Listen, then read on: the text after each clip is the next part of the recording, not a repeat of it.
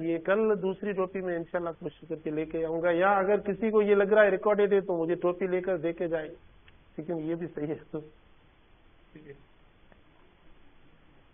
टोपी है फिर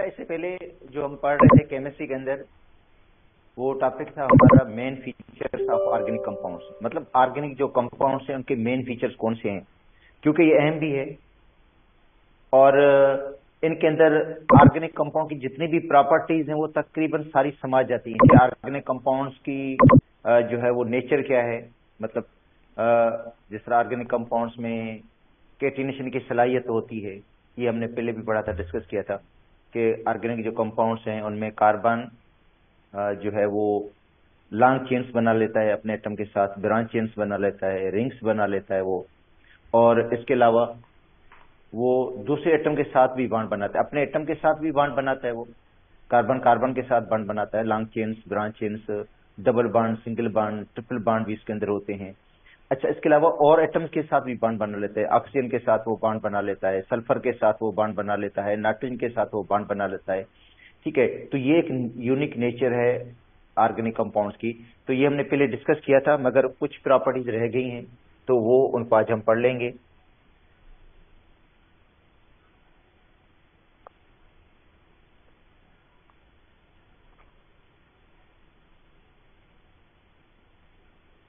तो main features of organic compound.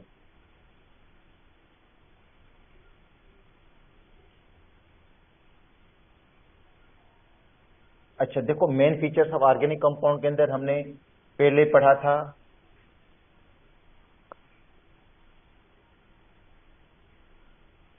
Catenation. ठीक है, इसको हमने डिस्कस कर लिया था, मगर क्योंकि कुछ स्टूडेंट्स बाद में ज्वाइन हुए हैं तो इसलिए इनको बता देता हूं कि हमने ये टॉपिक जो main features of the organic compounds में कैटिनेशन की जो सलाहियत है ये हमने पहले डिस्कस कर ली है। मैं आपको बता देता हूं कि कार्बन में एक यूनिक कार्बन की नेचर है, कार्बन की एक मुनफरद नेचर है कि वो अपने एटम के साथ ही बॉन्ड बनाता है। मतलब कार्बन कार्बन के साथ बॉन्ड बनाता है, जिसमें उसकी लॉन्गेस्ट चेन्स होती हैं, ब्रांच चेन्स भी होती हैं, रिंग्स भी होती हैं। अच्छा, उनके अंदर सेचुरेटेड कंपाउंड्स भी होते हैं, सिंगल बॉन्ड वाले होते हैं, अनसेचुरेटेड कंपाउंड्स भी बनाता है वो, डबल बॉन्ड वाले, ट्रिपल बॉन्ड वाले।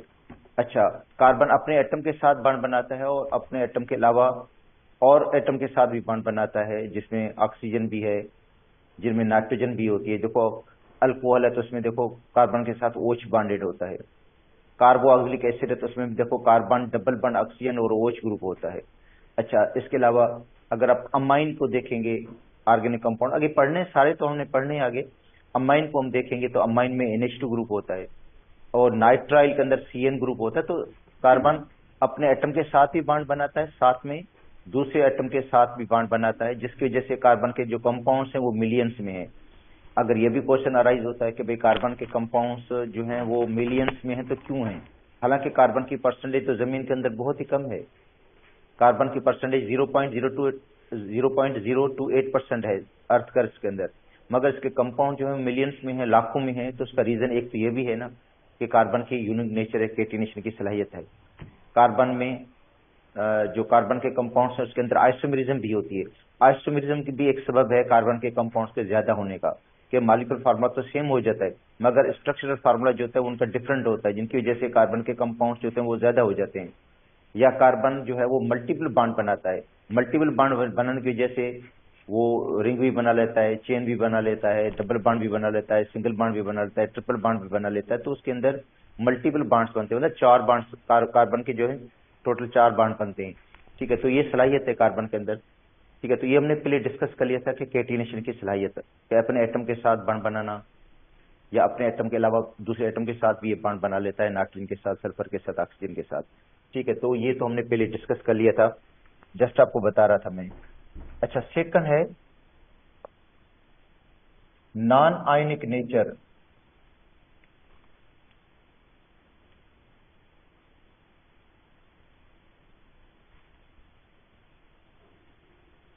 अच्छा देखें, कार्बन जो है वो नॉन मेटल है और उसके आखिरी शेल में 4 इलेक्ट्रॉन्स होते हैं और उन इलेक्ट्रॉन्स को वो इजीली लूज नहीं करता। मतलब कार्बन की जो आयनिक पोटेंशियल है वो बहुत हाई होती है, इसलिए वो आयनिक बॉन्ड नहीं बनाएगा, मगर वो बॉन्ड बनाता है कोवेलेंट बॉन्ड। ठीक है, इसलिए उनके जो कंपाउंड्स होते हैं वो आयनिक नेचर के नहीं होते। ठीक है, तो कार्बन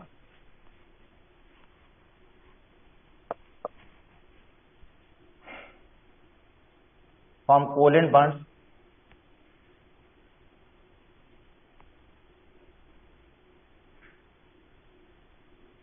जो बनते हैं शेयरिंग ऑफ इलेक्ट्रॉन से।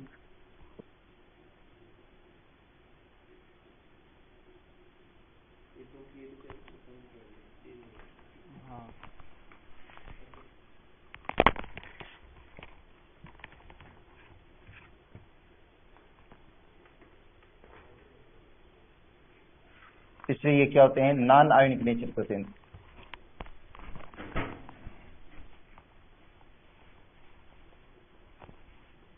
इनकी नेचर क्या होती है, आयनिक नेचर नहीं होती, मतलब आयंस नहीं बनाते ये।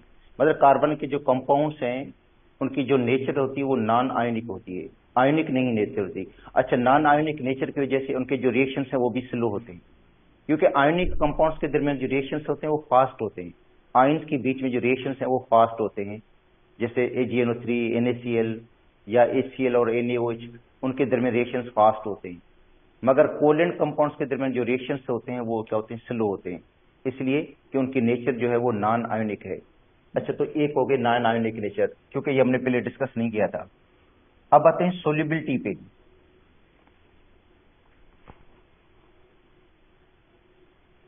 देखिए, जो सोल्युबिलिटी है ऑर्गेनिक कंपाउंड्स की वो डिपेंड करती है नेचर ऑफ द सोल्यूट और नेचर ऑफ द सॉल्वेंट पे। वैसे कहीं भी देखेंगे अब जो किसी भी कंपाउंड की जो सोल्युबिलिटी होती है वो डिपेंड करती है उसकी नेचर पे डिपेंड करती है। मतलब कि सोल्यूट की नेचर क्या है, सॉल्वेंट की नेचर क्या है। अगर सपोज करते हैं हम सोल्यूट पोलर लेते हैं और सॉल्वेंट भी पोलर होता है तो उसकी सोल्युबिलिटी ज्यादा होगी। अगर नॉन पोलर सोल्यूट है और नॉन पोलर सॉल्वेंट है तो उसकी भी सोल्युबिलिटी ज्यादा होगी, क्योंकि नेचर एक जैसी है उनकी। मगर ऑर्गेनिक जो कंपाउंड्स हैं अब सबको पता है वो नॉन आयनिक होते हैं, मोस्टली नॉन पोलर होते हैं, इसलिए वो सोल्यूबल किसके अंदर होंगे, लाजिम बात है नॉन पोलर सॉल्वेंट के अंदर सोल्यूबल होंगे, वाटर के अंदर सोल्युबिलिटी उनकी कम होगी। मगर ऑर्गेनिक कंपाउंड्स जिनके फंक्शनल ग्रुप में OH है, ऑर्गेनिक कंपाउंड्स हैं जिनके फंक्शनल ग्रुप में OH आता है, जैसे अल्कोहल है। अच्छा, कार्बोक्सिलिक एसिड है जिनका फंक्शनल ग्रुप देखो पोलर है, functional group, they are soluble in water, ये वाटर के अंदर सोल्युबल है। इसका मतलब है ऑर्गेनिक कंपाउंड्स में अल्कोहल वाटर के अंदर सोल्युबल है, कार्बोक्सिलिक एसिड वाटर के अंदर सोल्यूबल है बिकॉज ऑफ हाइड्रोजन बॉन्डिंग, क्योंकि ये हाइड्रोजन बॉन्ड बनाते हैं वाटर के साथ हाइड्रोजन बॉन्ड बनाते हैं और इनकी नेचर पोलर होती है, जिसकी वजह से ये वाटर के अंदर सोल्यूबल है। मगर नॉन पोलर जो सोल्यूट है जैसे मीथेन, इथेन, प्रोपेन, ब्यूटेन, ये आपको पता है वाटर के अंदर सोल्यूबल नहीं होते, ठीक है, मोस्टली। अच्छा, they are soluble in organic solvent, ये ऑर्गेनिक सॉल्वेंट के अंदर हल हो जाएंगे, जैसे बेंजीन के अंदर हल हो जाएंगे, टोलिन के अंदर हल हो जाएंगे, हेक्सेन भी क्योंकि लिक्विड है वो भी सॉल्वेंट के तौर पर यूज होता है, तो ये इसके अंदर डिजॉल्व हो जाएंगे क्योंकि उनकी नेचर नॉन पोलर है, उनके अंदर लंडन डिस्पर्शन फोर्स होती है। तो इसका मतलब है नॉन पोलर जो सोल्यूट होंगे, और मेजॉरिटी तो है नॉन पोलर की, तो इसका मतलब है वो वाटर के अंदर क्या होंगे, मोस्टली इनसोल्यूबल है। तो organic compounds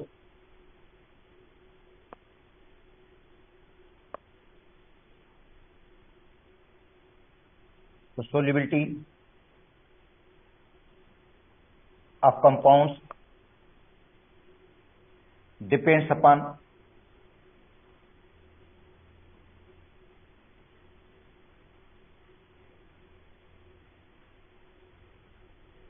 nature of solute, its structure,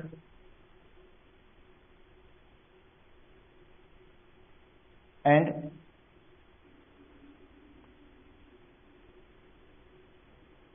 nature of solvent.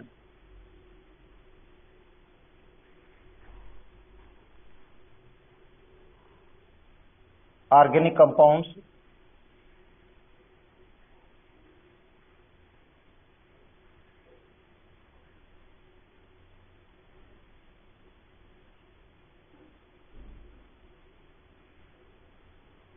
like alcohol,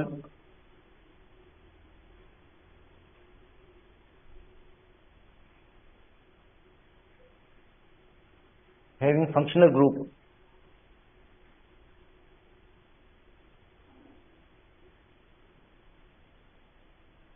OH, जिसका फंक्शनल ग्रुप क्या OH है,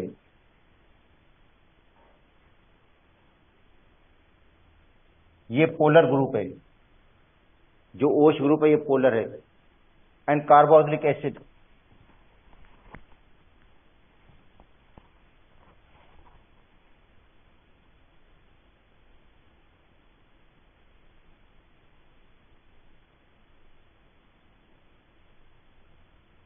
having functional group COOH are soluble in water, ये वाटर के अंदर सोल्यूबल हैं बिकॉज ऑफ हाइड्रोजन बॉन्डिंग।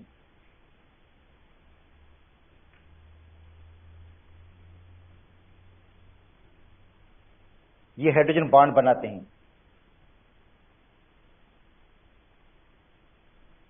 ये वाटर के साथ हाइड्रोजन बॉन्ड बनाएंगे। तो मजीद जो डिटेल में हम पढ़ेंगे अल्कोहल के अंदर पढ़ेंगे और कार्बोक्सिलिक एसिड के अंदर पढ़ेंगे कि किस तरह वो हाइड्रोजन बॉन्ड बनाते हैं वाटर के साथ।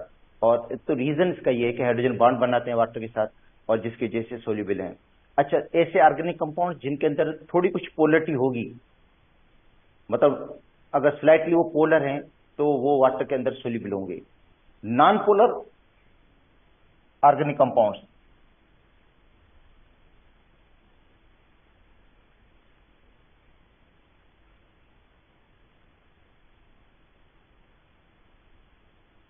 जो नॉन पोलर ऑर्गेनिक कंपाउंड्स हैं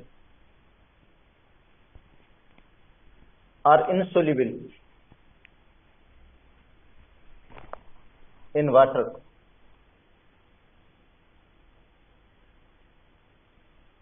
जो नॉन पोलर ऑर्गेनिक सॉल्वेंट हैं वो वाटर के अंदर क्या होंगे, इनसोल्यूबल होंगे, क्योंकि इनकी कोई इंटरेक्शन नहीं होगी वाटर के साथ वो इंटरेक्ट नहीं करेंगे। They are soluble in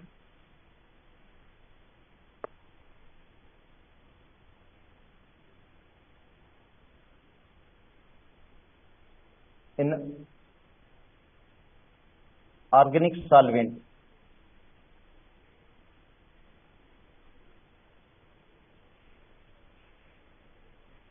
such as benzene,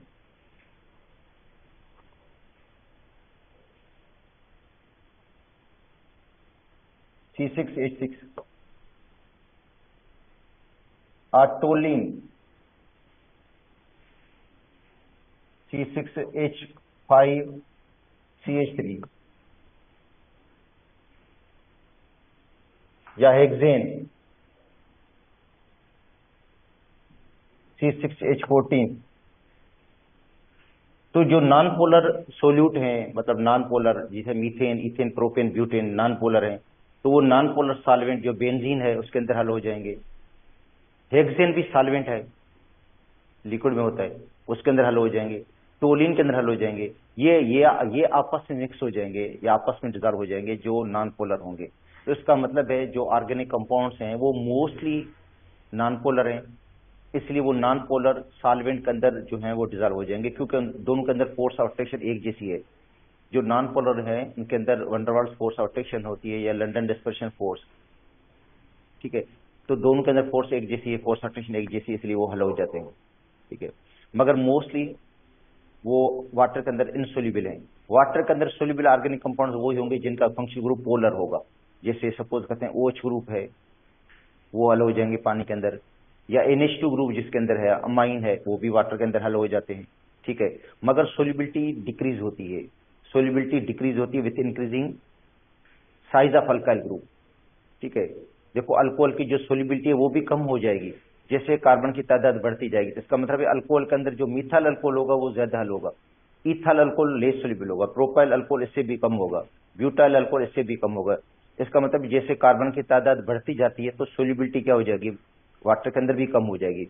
alcohol भी वाटर के अंदर सोल्यूबल है, मगर उनकी भी कार्बन की तादाद बढ़ने से सोल्यूबिलिटी क्या हो जाएगी, डिक्रीज हो जाएगी। जैसे कार्बोक्सिलिक एसिड है, कार्बोक्सिलिक एसिड में फार्मिक एसिड है, एसिटिक एसिड है, प्रोपेनोइक एसिड है, ब्यूटेनोइक एसिड है, तो इसमें भी कार्बन की तादाद बढ़ती जाएगी तो सोल्यूबिलिटी जो है वो कम होती जाएगी। तो ये, और वैसे भी हमने ये सारे टॉपिक आगे चलकर पढ़ने, ये तो मेन फीचर्स हैं, क्योंकि ये हमने आगे डिस्कस करना है। हर कंपाउंड के बारे में हमने पढ़ना है कि उनकी सोल्यूबिलिटी वाटर के अंदर कितनी होगी, ये तो हमने ऑर्गेनिक केमिस्ट्री में आगे चलकर पढ़ना है। अच्छा, उसके बाद है फ्लेमेबिलिटी।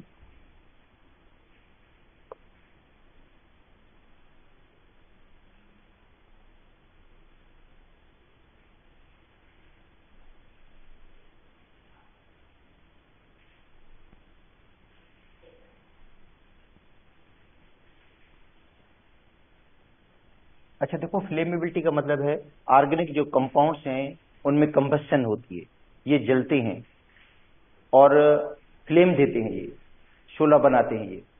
तो ऑर्गेनिक जो कंपाउंड्स हैं, मोस्टली जो ऑर्गेनिक कंपाउंड्स हैं वो कंबस्टेबल होते हैं, उनके अंदर कंबस्शन होती है। अच्छा, और कंबस्शन की जो सलाहियत है या फ्लेमेबिलिटी है वो कार्बन की तादाद बढ़ने से कम हो जाएगी। कार्बन की तादाद बढ़ेगी तो फ्लेमेबिलिटी में कमी आ जाती है। सपोज करते हैं शुरू में गैसेज हैं, मीथेन, इथेन, प्रोपेन, ब्यूटेन, उनकी कंबस्शन का जो कंबस्टेबिलिटी होती है वो ज्यादा हो। अच्छा, उसके बाद लिक्विड आ जाता है, लिक्विड की कंबस्टेबिलिटी कम हो जाती है। उसके बाद आ जाता है पैराफिन वैक्स, पैराफिन वैक्स की जो फ्लेमेबिलिटी है वो कम हो जाती है। इसका मतलब है कि कार्बन की तादाद बढ़ने से जो फ्लेमेबिलिटी है वो कम हो जाती है। अगर आप क्वेश्चन आ जाता है कि भाई कौन सा कंपाउंड है जो जिसकी फ्लेमेबिलिटी ज्यादा है, तो जिसमें कम कार्बन होंगे उसकी जो फ्लेमेबिलिटी होगी वो ज्यादा होगी। इसका मतलब है मीथेन, मीथेन की जो फ्लेमेबिलिटी होगी वो ज्यादा होगी, इथेन की कम होगी, प्रोपेन की कम होती जाएगी, ब्यूटेन की इससे भी कम होगी, पेंटेन की इससे भी कम होगी, हेक्सेन की इससे भी कम होगी, और आगे जो पैराफिन वैक्स है उसके भी कम हो जाएगी, ठीक है।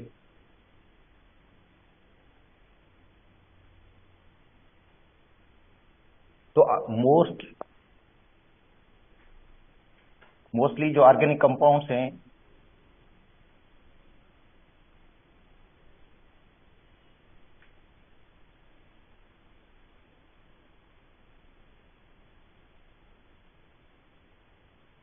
वो कंबस्टिबल हैं, they burn with oxygen.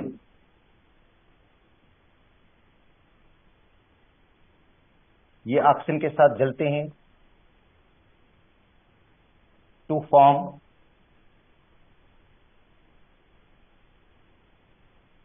Carbon dioxide, steam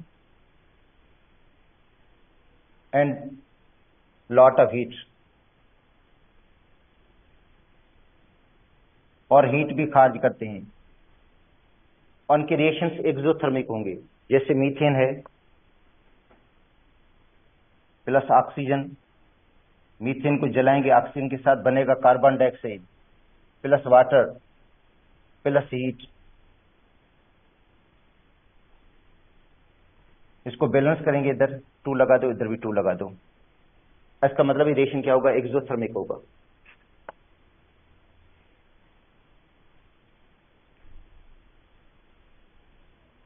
delta H value negative होगी, हीट रिलीज होगी। अच्छा, तो फ्लेमेबिलिटी जो है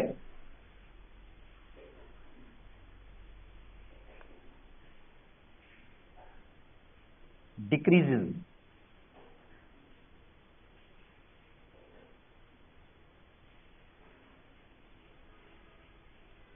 with increase in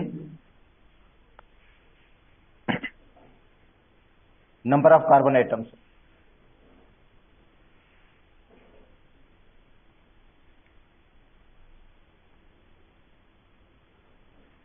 number of carbon atoms. अच्छा, इसका मतलब है जो गैसियस हाइड्रोकार्बन्स हैं उनकी कंबस्टिबिलिटी ज्यादा होगी। देखो, जो गैसियस हाइड्रोकार्बन्स हैं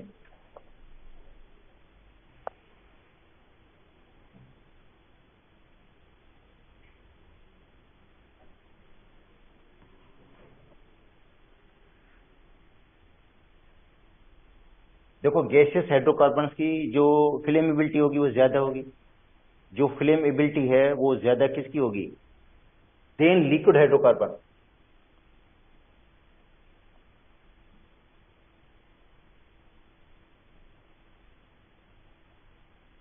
देन सॉलिड हाइड्रोकार्बन।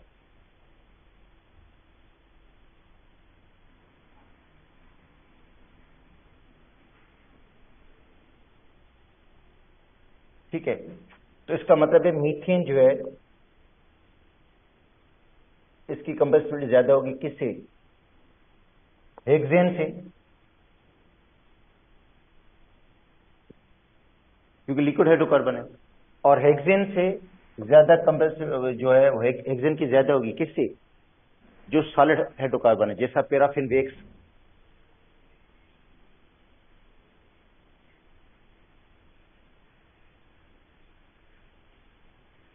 जो पैराफिन वैक्स है उसकी जो फ्लेमेबिलिटी होगी वो कम होगी, तो कार्बन की तादाद बढ़ने से फ्लेमेबिलिटी जो होती है वो कम हो जाती है। अच्छा, उसके बाद जो है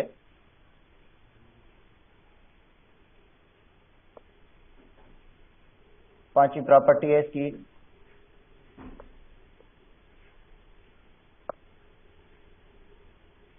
आइसोमेरिज्म।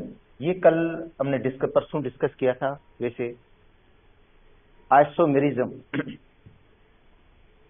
अच्छा देखिए, ऑर्गेनिक कंपाउंड्स मिलियंस में हैं, लाखों में हैं। उसका एक रीजन आइसोमेरिज्म भी है कि compounds having same molecular formula but different chemical and physical properties. Compounds हैं जिनका मॉलिक्यूलर फार्मूला तो सेम है, मगर उनकी जो केमिकल और फिजिकल जो प्रॉपर्टीज हम देखते हैं वो डिफरेंट है, due to different structure and different arrangement of the atoms. जो एटम की अरेंजमेंट है वो क्या होती है, डिफरेंट होती है, और जिनकी वजह से उनकी जो फिजिकल प्रॉपर्टीज और केमिकल जो प्रॉपर्टीज हैं वो डिफरेंट हो जाती हैं। और समझे वो कंपाउंड ही डिफरेंट होंगे, लाजिमत है कंपाउंड ही डिफरेंट है, सिर्फ मॉलिक्यूलर फार्मूला उनका सेम है। ठीक है, और जैसे कार्बन की तादाद बढ़ेगी तो आइसोमर्स की तादाद भी बढ़ जाती है। कार्बन की तादाद बढ़ने से आइसोमेरिज्म की जो तादाद है वो भी बढ़ जाती है। अगर हम सिंपली हम ब्यूटेन को देखें, ब्यूटेन को, तो ब्यूटेन के 2 आइसोमर्स हैं। एक नॉर्मल ब्यूटेन होता है जिसमें स्ट्रेट चेन में कार्बन होते हैं 4, एक होता है आइसोब्यूटेन। आइसोब्यूटेन के जो चेन में 3 कार्बन होते हैं, एक ब्रांच हो जाती है, तो ब्यूटेन के 2 आइसोमर्स हो गए। पेंटेन के 3 आइसोमर्स हैं, एक होता है नॉर्मल पेंटेन। नॉर्मल पेंटेन से मुराद है 5 कार्बन की सीधी सीधी चेन बनेगी नॉर्मल पेंटेन के अंदर। दूसरा होता है आइसोपेंटेन। आइसोपेंटेन आपने पढ़ा होगा, आइसोपेंटेन में 4 कार्बन चेन में है, एक ब्रांच बन जाती है। नियोपेंटेन में 3 कार्बन चेन में होते हैं, 2 ब्रांचेस हो जाती हैं। तो इसका मतलब है इनका मॉलिक्यूलर फार्मूला तो सबका सेम है, मगर इनकी जो फिजिकल और केमिकल प्रॉपर्टीज हैं वो क्या होंगी, डिफरेंट होंगी। तो इस फिनोमेना को हम क्या कहते हैं, आइसोमेरिज्म कहते हैं। तो ऑर्गेनिक कंपाउंड्स में आइसोमेरिज्म होते हैं, जबकि इनऑर्गेनिक कंपाउंड्स ये सलाहियत नहीं शो करते। मतलब ये जो चीजें आप पढ़ रहे हो ये सिर्फ ऑर्गेनिक कंपाउंड्स में ही हैं, इनऑर्गेनिक कंपाउंड्स में ये चीजें नहीं होती हैं। ठीक है, तो आइसोमेरिज्म को पहले पढ़ चुके हैं बेटा, आइसोमेरिज्म को पहले हमने डिस्कस कर चुका थे पहले भी लेक्चर के अंदर, मगर थोड़ा सिंपली मैं बता देता हूं जो आज स्टूडेंट्स नए आए हैं। देखो, compounds, different compounds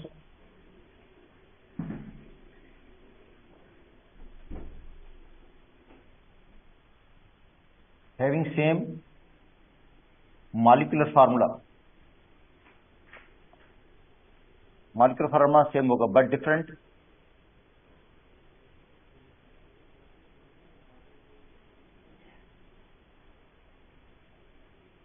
physical and chemical properties.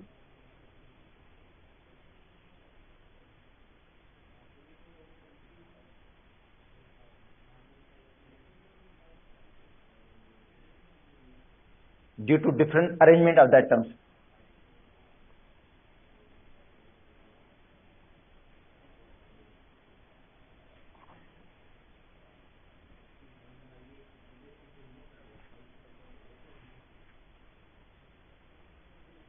in a molecule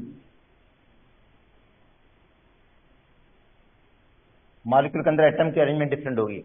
अच्छा, वैसे आइसोमेरिज्म की आगे हमने पढ़ना है पूरा डिटेल के अंदर। यहाँ तो टर्म बताया गया कि आइसोमेरिज्म की प्रॉपर्टी शो करते हैं ऑर्गेनिक कंपाउंड्स, मतलब ये ऑर्गेनिक कंपाउंड के मेन फीचर के अंदर आ जाता है। ठीक है, तो ब्यूटेन जिसका फार्मूला है C4H10,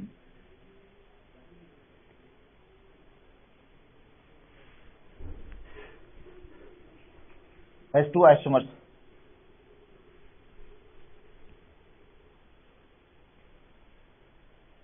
ब्यूटेन के 2 आइसोमर्स हैं।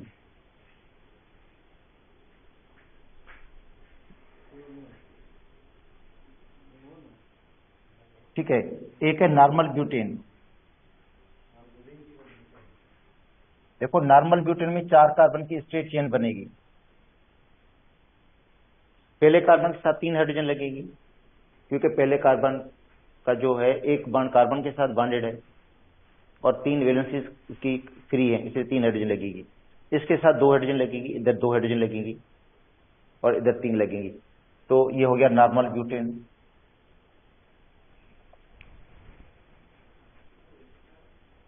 अच्छा, दूसरा होता है isobutane.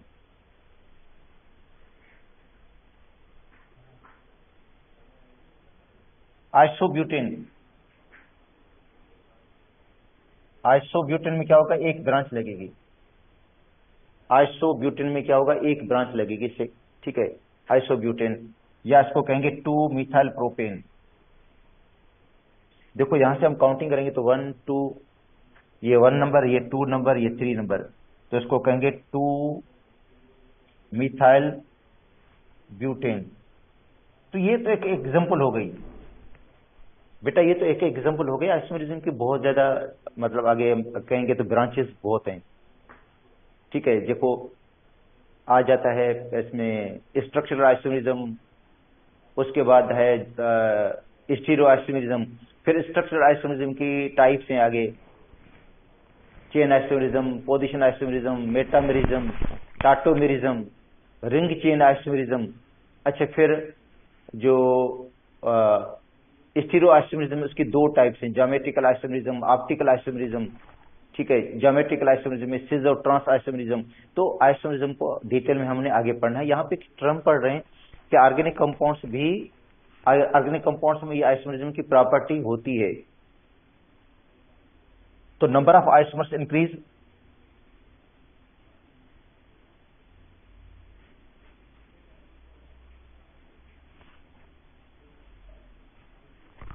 as the number of carbon atom increase।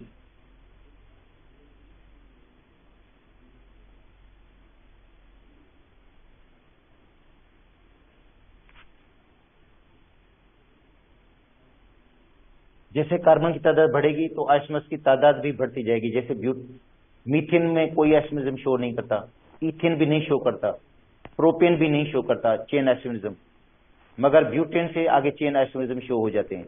Butane में 2 हैं, पेंटेन के 3 हैं, हेक्सेन के 5 होंगे। ठीक है, इस तरह कार्बन की तादाद बढ़ने से आइसोमर्स की तादाद भी बढ़ जाती है। अच्छा, अब हम आते हैं आगे।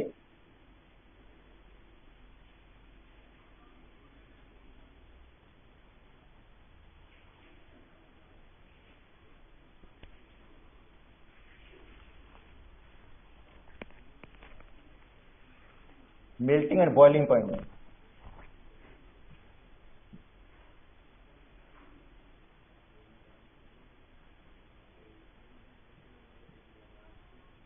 देखो, मेल्टिंग और बॉइलिंग पॉइंट जो ऑर्गेनिक कंपाउंड्स के हैं वो जनरली लो होते हैं as compare to inorganic compounds,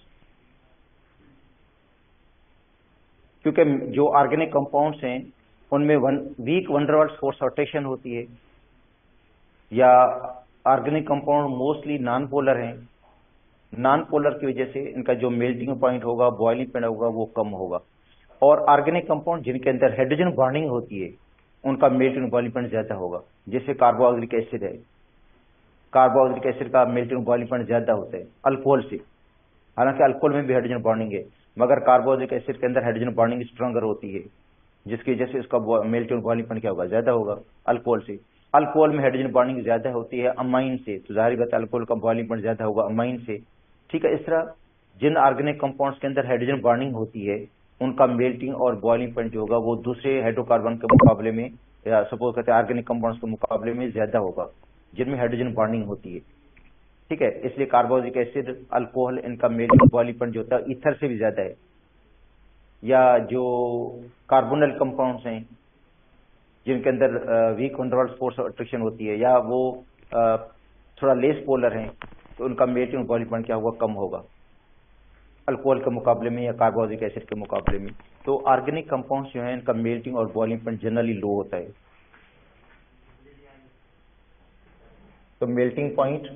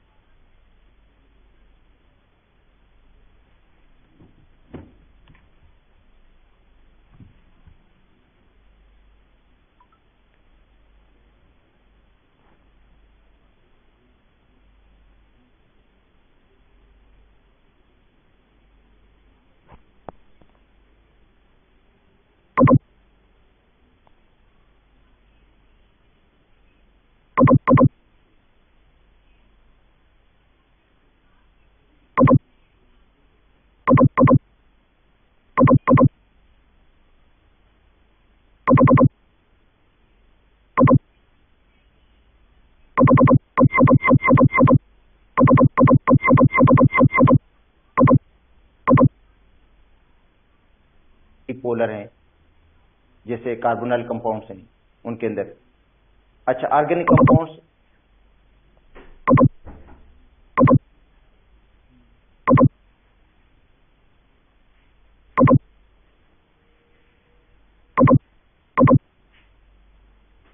containing hydrogen bonding,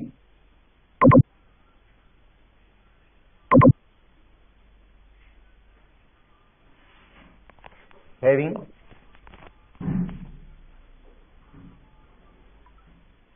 high melting and boiling point। इनका मेल्टिंग और बॉइलिंग पॉइंट क्या होगा, हाई होगा जिनमें हाइड्रोजन बॉन्डिंग है, जैसे कार्बोक्सिलिक एसिड है।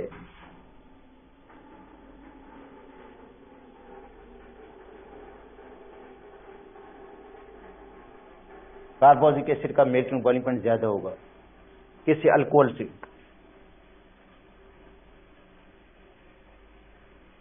अल्कोहल से। अल्कोहल का ज्यादा होगा किससे?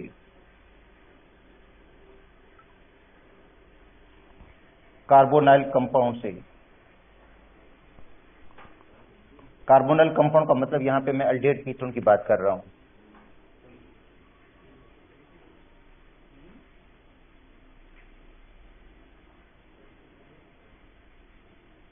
इनका ज्यादा होगा किससे? ईथर से।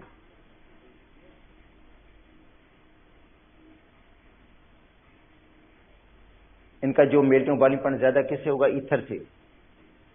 ईथर से ज्यादा होगा इनका मेल्टिंग बॉइलिंग पॉइंट।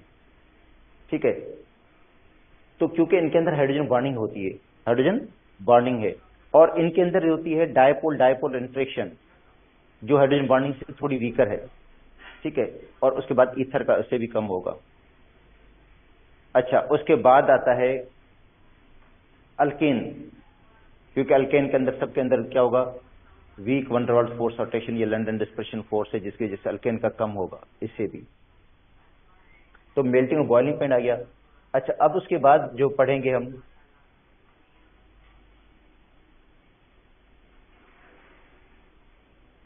वो है rate of reaction.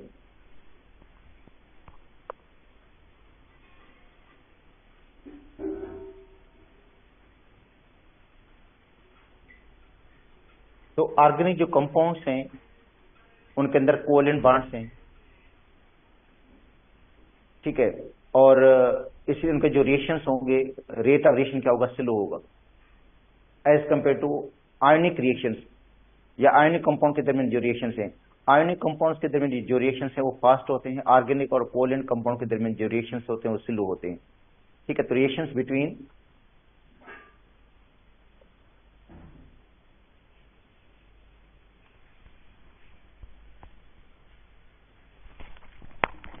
Organic and covalent compounds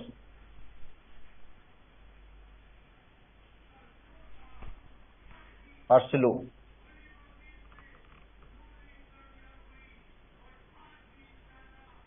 because of high bond energy।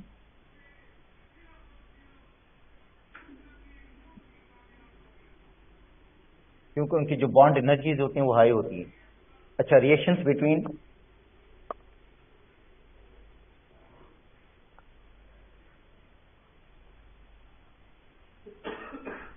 Ionic species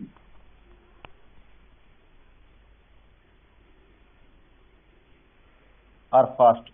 जो आयनिक स्पीशीज हैं AgNO3 और NaCl है, उनके दरमियान रिएक्शन फास्ट होगा। NaOH और HCl के दरमियान जो रिएक्शन होगा, न्यूट्रलाइजेशन रिएक्शन, ये फास्ट होता है। मगर ऑर्गेनिक और कोवेलेंट कंपाउंड के दरमियान जो रिएक्शंस हैं वो स्लो होंगे as compare to ionic reactions. अच्छा, उसके बाद जो टॉपिक है वो है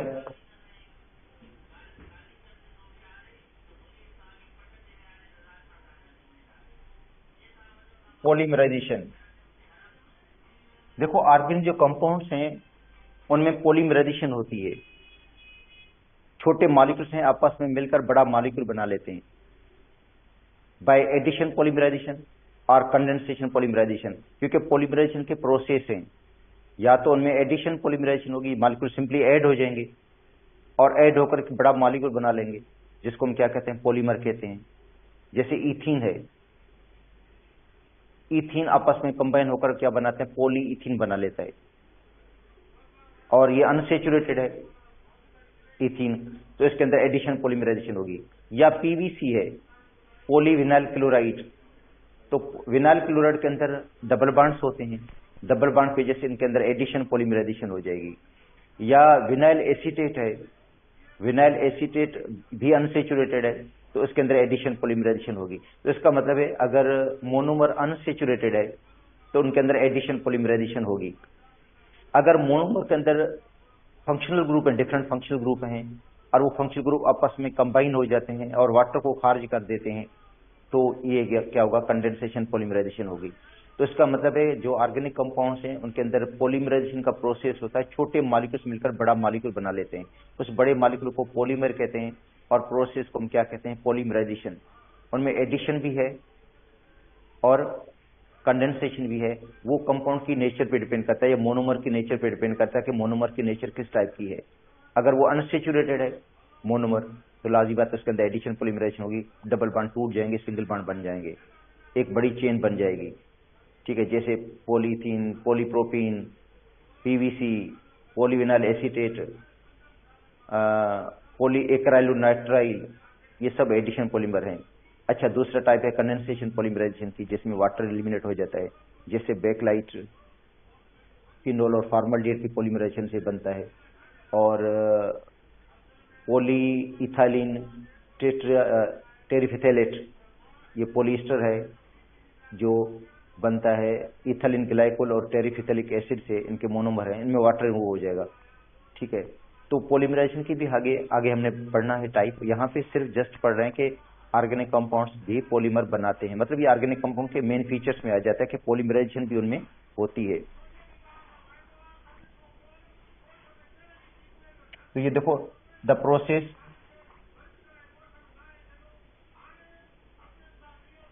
इन स्मॉल मॉलिक्यूल्स,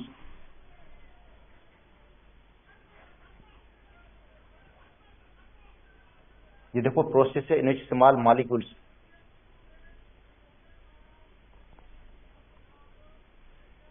जिनको मोनोमर कहते हैं।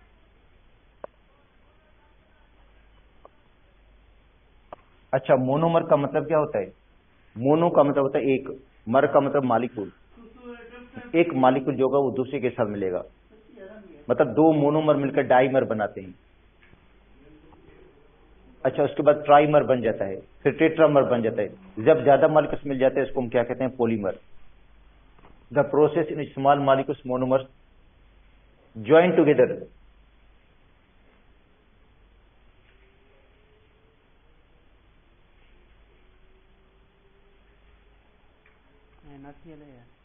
to form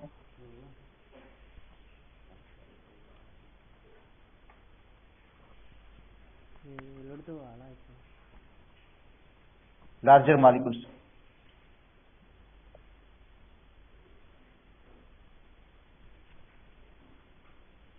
By addition or condensation process.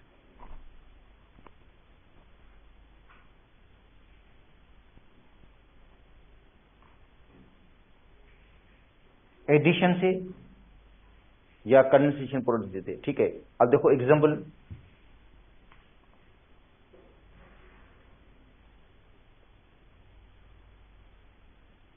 Polyethene,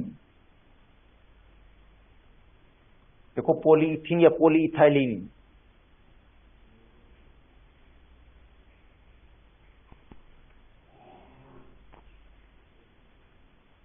बेटा ये इथीन का पॉलीमर है। देखो इथीन जिनके अंदर डबल बॉन्ड्स हैं, ये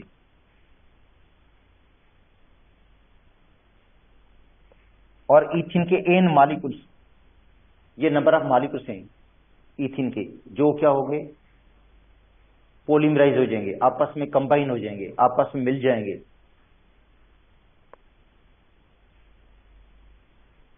ठीक है, इथीन, इनके आपस में मॉलिक्यूल्स क्या हो जाएंगे? इनको हम हीट देंगे, इथीन को हम हीट देंगे अराउंड अबाउट 400 से 500 डिग्री सेंटीग्रेड तक, और तो इनके जो मॉलिक्यूल्स हैं आपस में कंबाइन हो जाएंगे, आपस में कंबाइन हो जाएंगे और बना लेंगे पॉलीइथीन। और इसके अंदर क्या होगा?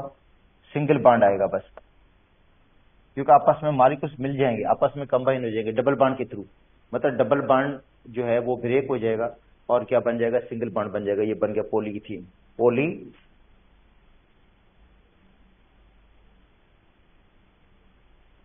पॉलीमर। तो अब इसके अंदर फर्क क्या है? इसके अंदर डबल बॉन्ड्स है मोनोमर के अंदर, और जो पॉलीमर बना है उसके अंदर सिंगल बॉन्ड्स हैं। मतलब एक इथीन का मॉलिक्यूल दूसरे के साथ मिलेगा, दूसरा तीसरे के साथ मिलेगा, तीसरा चौथे के साथ मिल जाएगा, आपस में कंबाइन होते जाएंगे और डबल बॉन्ड ब्रेक हो जाएगा। इनका डबल बॉन्ड जो है वो क्या हो जाएगा? ब्रेक हो जाएगा। और इस टाइप के पॉलीमराइजेशन को हम क्या कहते हैं? Addition polymerisation. अच्छा, दूसरी टाइप है कंडेंसेशन पॉलीमराइजेशन। ये तो पॉलीइथीन जो बना, ये एडिशन पॉलीमराइजेशन से बना है, क्योंकि इथीन के मॉलिक्यूल आपस में कंबाइन हो जाएंगे, आपस में मिल जाएंगे और बना लेंगे पॉलीइथीन। अच्छा, दूसरा है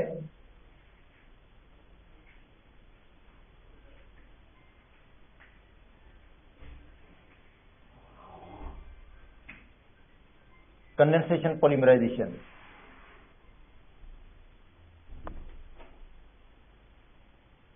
in which smaller molecules eliminated।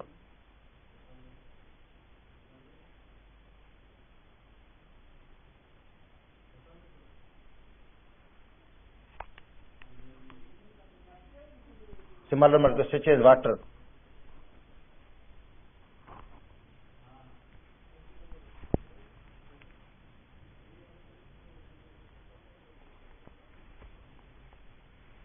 इसमें छोटा मॉलिक्यूल जो होगा एलिमिनेट हो जाएगा।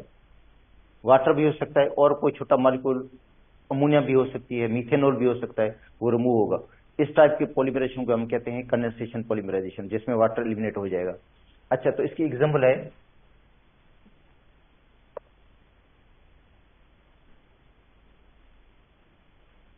पॉली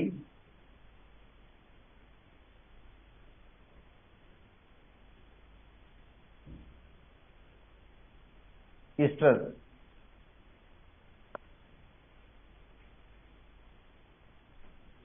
पॉलीमर, जिसका नाम है पॉली इथाइलिन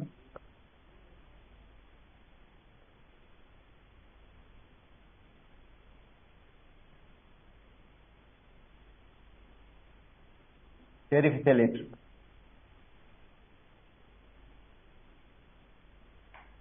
पीईटी, पीईटी ई भी लिखते हैं। तो पॉली इथाइलिन टेरिफिथैलेट ये पॉलीमर होता है पॉलीस्टर का, मतलब इसके अंदर ईस्टर लिंकेज होता है, जो लिंकेज बनेगा वो ईस्टर का होगा। अच्छा, तो मोनोमर,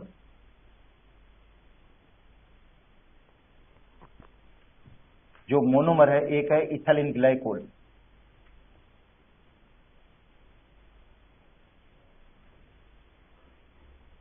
इसके लिए जो मोनोमर होगा वो एक इथाइलिन ग्लाइकोल है।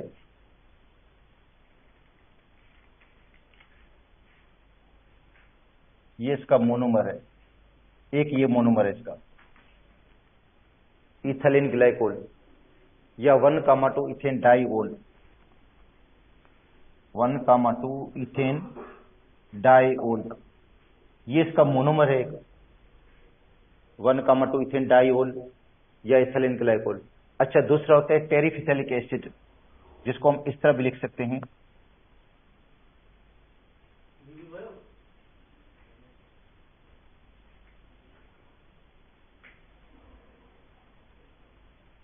टेरिफिथैलिक एसिड।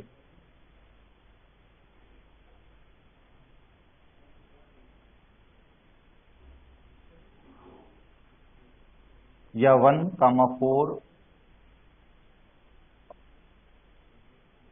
Benzene dicarboxylic acid.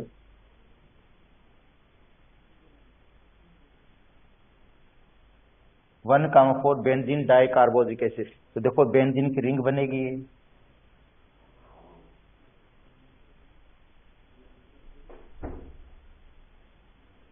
1 पे कार्बोक्सिलिक एसिड है, 1 कार्बन पे, और ये 4th कार्बन है जिसपे भी कार्बोक्सिलिक एसिड है। देखो ये पहला कार्बन,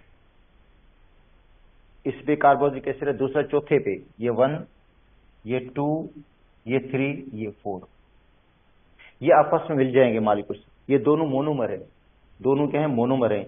ये आपस में क्या हो जाएंगे, कंबाइन हो जाएंगे और वाटर मॉलिक्यूल रिमूव होगा। ठीक है, और इस टाइप की पॉलीमराइजेशन को हम कहते हैं कंडेंसेशन पॉलीमराइजेशन। तो देखो इसमें एक हमने लिया है इथाइलिन ग्लाइकोल,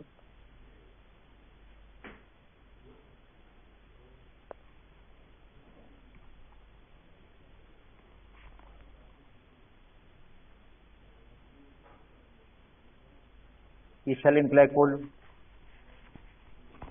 और दूसरा लिया है टेरिफिथैलिक एसिड।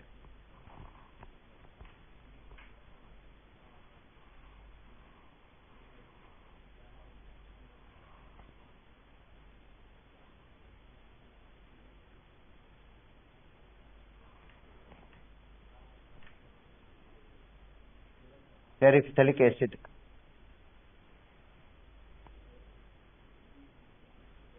ठीक है। अच्छा अब देखो इथाइल ग्लाइकोल होगा, टेरिफिथेलिक एसिड होगा, फिर इथाइल ग्लाइकोल आएगा, फिर टेरिफिथेलिक एसिड होगा, तो इसका मतलब लॉन्गेस्ट चेन बनेगी इनकी। मगर मैंने तो सिर्फ 2 ही लिखे हैं जस्ट आपको समझाने के लिए, जैसे आपको समझाना था जस्ट मुझे। देखो यहां से इस तरह होगा,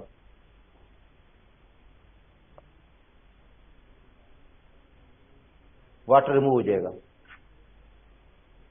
अच्छा अब देखो अगर इथाइल ग्लाइकोल यहां पे भी आ जाता है तो यहां पे भी वाटर रिमूव हो जाएगा। यहां पे इथाइल ग्लाइकोल का मॉलिक्यूल आ गया, इधर भी एक इथाइल ग्लाइकोल का मॉलिक्यूल आ गया एक, तो यहां पे भी वाटर रिमूव होगा। इधर भी देखो वाटर रिमूव हो जाएगा।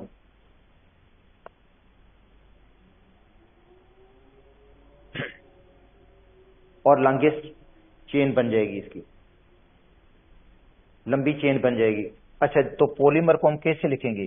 तो जो पॉलीमर होगा उसको हम इस तरह लिखेंगे, OCH2 CH2, फिर क्या होगा O C double bond O, फिर बेंजीन की रिंग,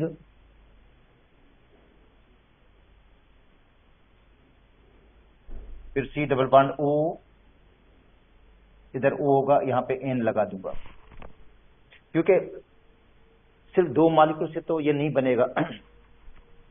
पॉलीमर का मतलब है कि many molecules, many ethyl glycol, many terephthalic acid के मॉलिक्यूल्स ये आपस में कंबाइन हो जाएंगे। मगर इसको देखो ये लिंकेज जो बना है इसको हम कहते हैं ईस्टर लिंकेज, ये ईस्टर बॉन्ड है।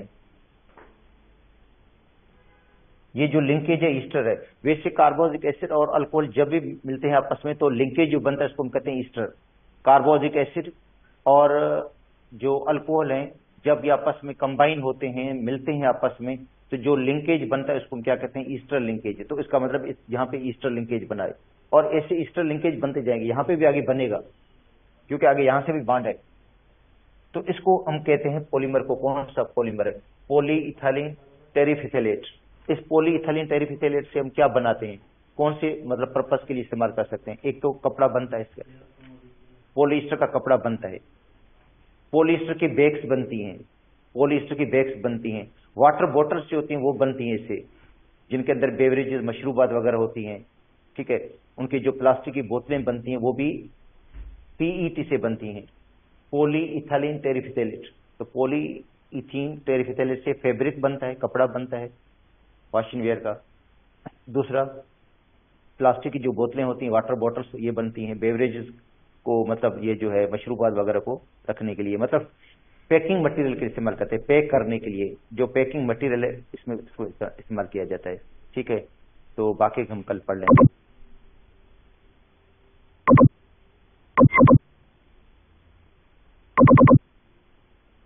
यूएसबी तर्जुमन के जो